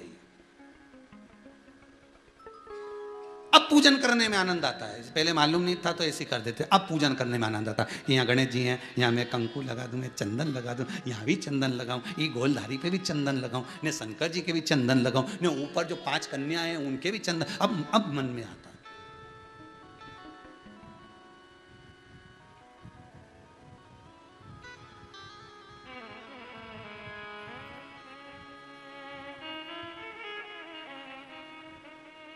तुम्हारी चित्तवृत्ति में शिव बैठ गए। मुझे शिवलिंग बनाना नहीं आता। माता पार्वती अपनी सखियों के साथ बैठी हैं और शिव को रिझाने का तरीका ढूंढ रही हैं, शंकर को पाने का तरीका ढूंढ रही हैं।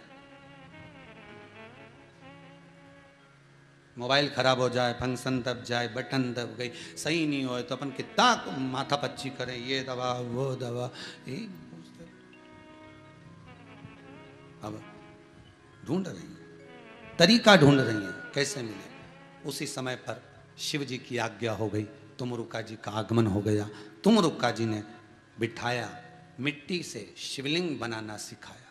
इससे पहले की कथाओं में आपको शिवलिंग बनाना सिखाया था। शिवलिंग कैसे, वो सिखाया।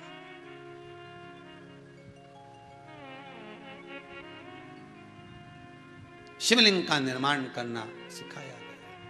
और जो शिवलिंग का निर्माण करना सिखाया, फिर कहेंगे ब्राह्मण श्वेत मट्टी का शिवलिंग बनाए,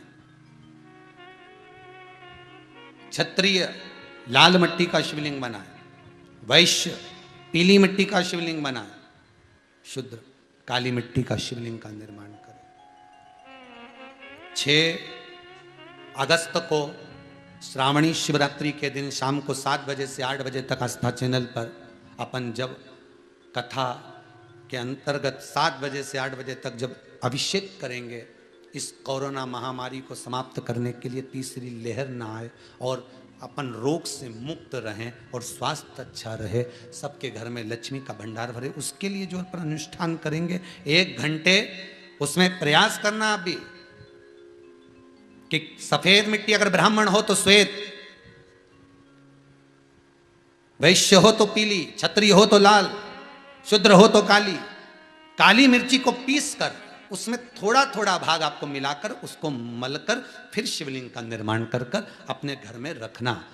जब 7 बजे पूजन चालू हो उससे पहले आप निर्माण कर लेना, और निर्माण करने के बाद फिर पूजन का स्मरण करना।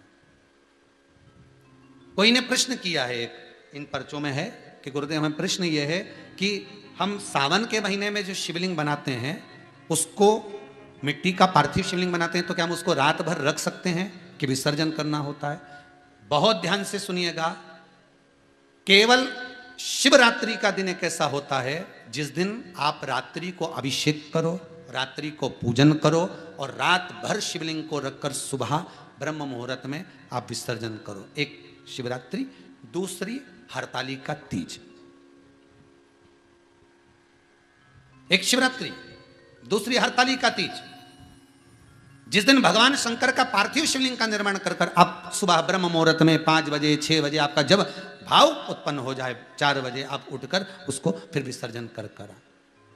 पर बाकी के दिनों में अगर आप पार्थिव शिवलिंग का निर्माण करते हैं, बाकी के दिनों में अगर आप शिवलिंग बनाते हैं, तो प्रयास करना कि आप रात्रि होने से पहले पूजन कर कर, विधान कर कर उसका विसर्जन कर दें।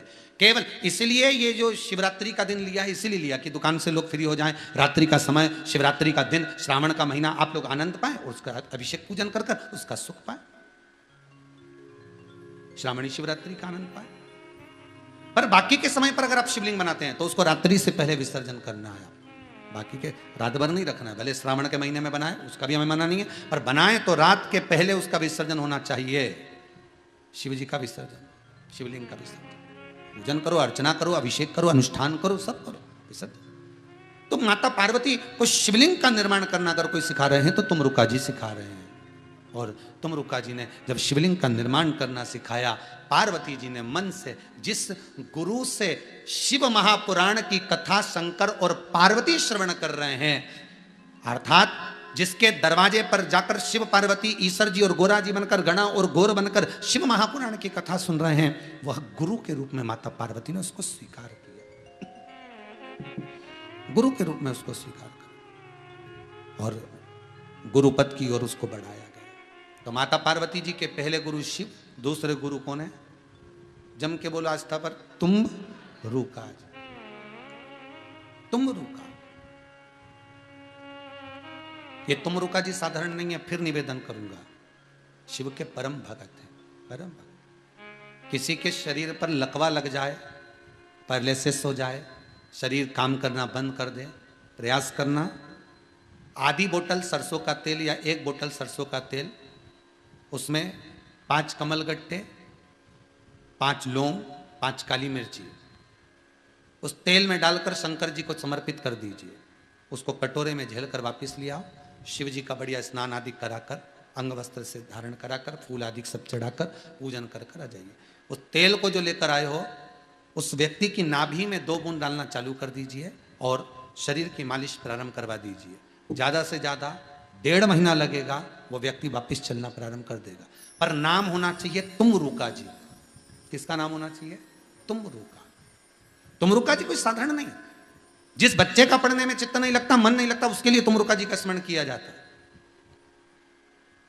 जो बोलने में अटकता हो, तोतरा बोलता हो, उसके लिए तुमरुका जी का स्मरण किया जाता है। जिस व्यक्ति के नेत्रों में विकार उत्पन्न हो जाता है, नेत्र से कम दिखना चालू हो जाए, उसके लिए तुमरुका जी का स्मरण। हमने पहले की कथाएं आप जब निकालेंगे, हमारे पेज पर पहुंचेंगे, तब आप उसमें पढ़ेंगे, एक एक चीज निकाल कर पढ़ेंगे कि उसमें वर्णन किया है सब चीजों का। तुमरुका जब शिव महापुराण कथा बाची थी, पहले सती शिव पुराण, तुमरुका शिव पुराण, गणेश शिव महापुराण, ऐसी सब पुराण बाची है। उसका एक एक का स्मरण करिए, आपको बहुत सुख मिले। उसमें वर्णन किया। तुमरुका जी ने शिवलिंग का निर्माण करना सिखाया और शंकर भगवान के शिवलिंग का निर्माण जब माता पार्वती ने करा, उसका पूजन अर्चना करा बड़े भाव से। तीसरे नंबर पर माता पार्वती ने अपनी ही सखी को, अपनी ही सहेली को, जिसने श्री गणेश जी महाराज का पालन पोषण करा, कार्तिकेय जी महाराज का पालन पोषण कृतिकाओं ने करा, गणेश जी का पालन पोषण मालिनी ने करा। किसने करा है? मालिनी। ये माता पार्वती जी की बड़ी परम प्रिय सखी है। जैसे मनुष्य के धड़ पर हाथी का मुख लगा तो वो गणेश जी कहलाए, इसी तरह स्त्री के धड़ पर भी गणेश जी का अर्थात हाथी का मुख लगा हुआ था। ये मालिनी का जो स्वरूप है वो स्त्री के धड़ पर, नारी के धड़ पर हाथी का मुख लगा हुआ, स्त्री के धड़। कोई आपसे पूछे कि पार्वती जी की सहेली मालिनी कैसी दिखती थी, तो स्त्री का अगर आप फोटो बनाएंगे और उस पर हाथी का मुख लगा देंगे तो वो मालिनी का स्वरूप। मत्स्य पुराण में और आप अन्य बहुत सी पुराणों में इसका स्मरण पाएंगे। तो कई जगह पर लिखा हुआ है कि ये गणेश जी महाराज की परवरिश करने वाली, जैसे आज के ज़माने में कई माताएं बच्चा जो रहता है उसको परवरिश के लिए दे देती हैं कि तुम इसको पालन पोषण करो, आया हो तुम इसको संभालो, तुम आया हो इसकी संभालने वाली हो, तुम माता हो, दाई हो, तो तुम इसको संभाल सकते। कार्तिकेय जी को जिसने संभाला वो कृतिका है, पर जो गणेश जी महाराज की परवरिश कर रही है वो मालिनी देवी। ये शिव जी के यहां माता पार्वती जी की परम सखी है। पूछा, एक प्रश्न यहां अड़ जाता है कि ये इनको हाथी का मुख लगाने की क्या जरूरत थी? हाथी का मुख क्यों लगाए? क्या कारण था हाथी का मुख लगाने का? शिव महापुराण की कथा कहती है, एक बार की बात है, माता पार्वती मां जगतजननी जगदम्बा अंबा विराजमान थी। इतनी सुंदर थी मालिनी, बहुत सुंदर, जैसे मंदोदरी। मंदोदरी पूर्व समय में इतनी सुंदर थी, ये लंकाधिपति रावण के जो मंदोदरी है ये तो अपनी जगह पर है, अभी भी सुंदर रही, पर इससे पहले कौन थी? देवलोक में रहने वाली अप्सरा।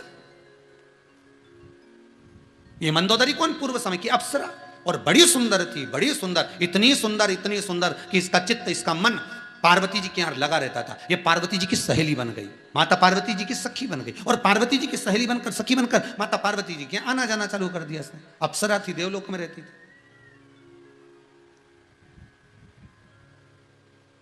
अब आना जाना इसका प्रारंभ हो गया। एक दिन पार्वती जी घर पर नहीं थी, माता पार्वती कैलाश पर नहीं थी,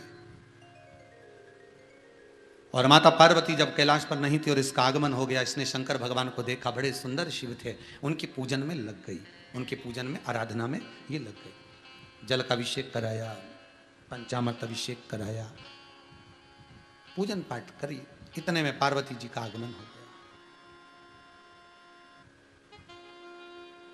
पार्वती जी ने देखा देवलोक की अप्सरा ये मेरे पास मुझसे मिलने आती थी, पर आज शिव जी की आराधना में लगी है, अब ये समझ नहीं पाई कि आराधना कर रही है कि शंकर भगवान की तप साधना को मिटाना चाहती है, शिव को अपना बनाना चाहती है। इसकी चित्तवृत्ति में माता पार्वती के मन में भाव उत्पन्न हो गया और मन में भाव ये उत्पन्न हुआ कि ये शंकर को रिझाने के लिए कर रही है, शिव को रिझाने का। कोई जरूरी नहीं होता कि कोई स्त्री अगर पुरुष से प्रसन्न चित्त में बात कर रही है तो गलत संबंध ही होगा। फिर निवेदन करूंगा, आपके विचारों में, सोच में ये आ जाना चाहिए।